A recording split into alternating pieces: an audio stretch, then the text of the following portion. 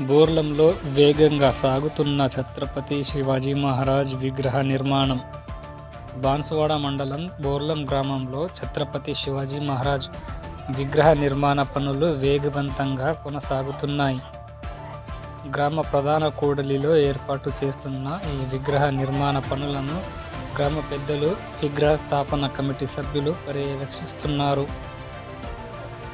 నాణ్యత ప్రమాణాలు పాటిస్తూ నిర్ణయించిన గడువులోపు పనులను పూర్తి చేయాలని వారు సూచించారు. శివాజీ మహారాజ్ ధైర్య సాహసాలు, దేశభక్తి యువతకు స్ఫూర్తిదాయకమని గ్రామస్తులు అభిప్రాయపడుతున్నారు. విగ్రహ ప్రతిష్టాపన కార్యక్రమాన్ని ఘనంగా నిర్వహించేందుకు ఏర్పాట్లు పూర్తి చేస్తున్నట్లు నిర్వాహకులు పేర్కొన్నారు.